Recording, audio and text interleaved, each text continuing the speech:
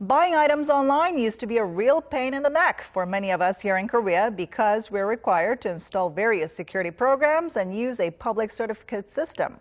So to make our lives a bit more easier, banking authorities have launched new private certificates using the latest in financial technology. Our Han-Soo-ah has more.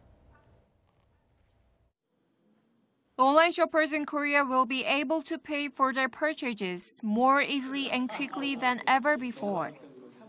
The Korean Federation of Banks last week launched a new private authentication certificate called 뱅크사인, based on blockchain technology, a decentralized way to secure transactions. And more than a dozen banks have already adopted it.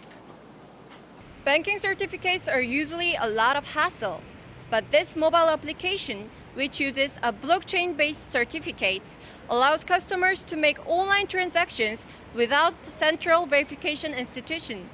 It is much faster and more convenient.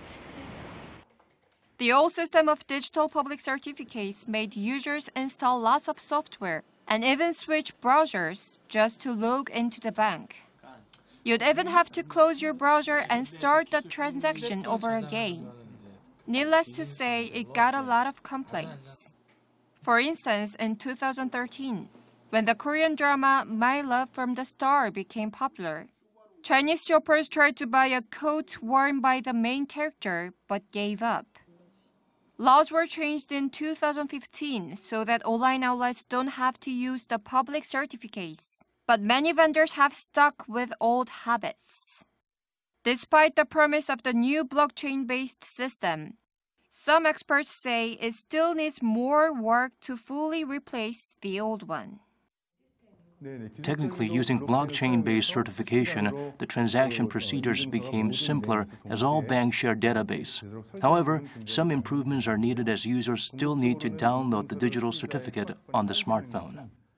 Eventually, for the country to make further progress in fintech, industry insiders say the government needs to give them more leeway.